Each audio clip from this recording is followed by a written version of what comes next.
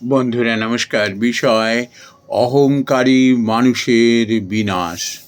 বন্ধুরা, আমাদের যখন শরীর সুস্থ থাকে, আর্থিক বল থাকে, নাম যশ থাকে, লোকবল থাকে, এটি কিন্তু মানুষের ভীষণ বিপজ্জনক সময়।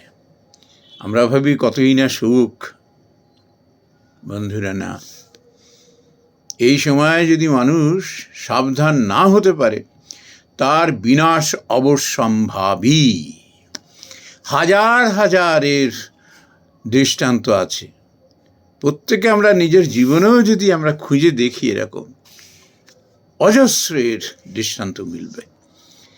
আর আমি সব থেকে একটি একেবারে চোখ খুলে দেওয়ার মতো একটা দৃষ্টান্ত আমি পুরাণ থেকে বলছি।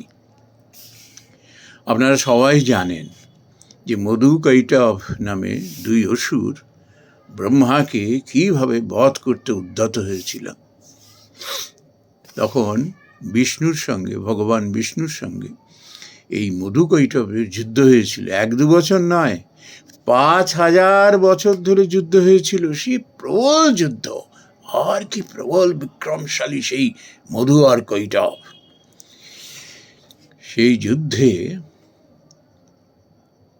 বিষ্ণুর পরাক্রম দেখে এবারে ওই যে নিজেদের বলে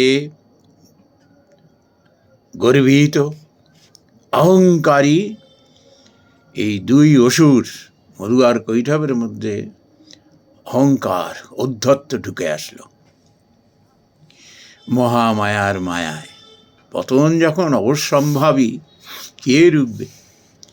আর একটা কথা বন্ধুরা, আমরা জানি মানুষ যখন বাড়তে থাকে না, তখন ভাবে কি, দেখো আমাকে কেউ কিছু বলার নেই, আমাকে আটকাবার কেউ নেই। ভগবান ইচ্ছে করে না মোহিত করে রেখে দেন সকলকে যে বার, তুই কত বাড়বি বার। তারপর যখন সময় হয় না, তার যে কি শোচনীয় নিধন হয়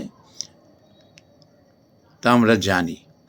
যাই হোক, আবার সেই শ্রী চণ্ডীতে ফিরে আসি। তো মহামায়ার মায়ায় মোহিত হয়ে গেল দুই অসুর, পরাক্রমশালী মধু ও কৈটভ। অহংকার বশত তারা ভগবান বিষ্ণুকে বললেন, তোমার যুদ্ধে আমরা খুব মুগ্ধ হয়েছি, তোমার পরাক্রম দেখে আমরা মুগ্ধ হয়েছি। ভগবান কি বলছেন উল্টো, বলো কি বর চাই তোমার, আমাদের কাছে বর প্রার্থনা করো। ভগবান বিষ্ণু বললেন, ঠিক আছে, আমি চাই তোমরা দুজনেই আমার হাতে বধ হও। আবার সেই অসুরদের সেই ব্যঙ্গ বিদ্রুপের পালা, অহংকারের পালা, ঔদ্ধত্যের পালা। সে বলল, দাঁড়াও দেখাচ্ছি, আমার সঙ্গে টক্কর মারতে এসছো? বললে ঠিক আছে, তাই হবে, তবে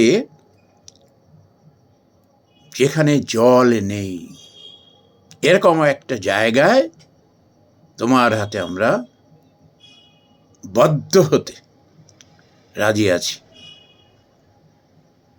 ভগবান বিষ্ণু দেখলেন চারিদিকে জলমগ্ন, জলে জলাকার, কোথায় তাদের জলহীন জায়গায় বধ করবেন? তখন বিষ্ণু বললেন, তথাস্তু, ঠিক তাই হবে।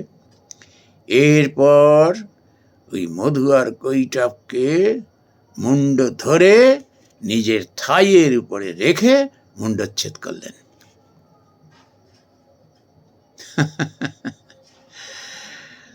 বন্ধুরা,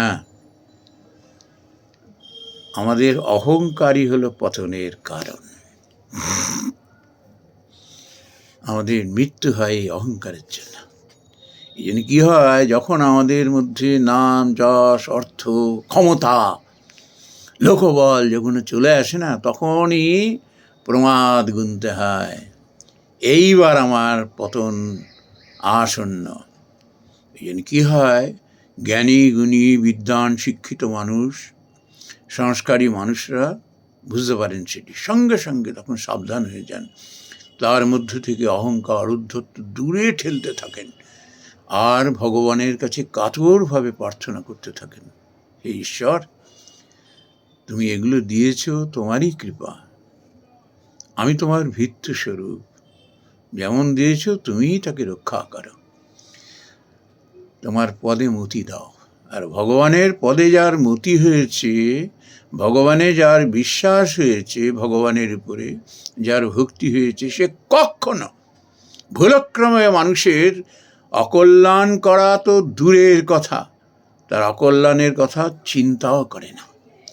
বন্ধুরা, আমরা সব ভুলে যাই, সব ভুলে যাই আমরা। এই নাম যশ অর্থ লোকবলের ধাক্কাতে আমাদের মাথা খারাপ হয়ে যায়। তাই আমরা অচিরেই নিজেদেরই নিজের বিনাশে ডেকে আনি। নমস্কার বন্ধুরা।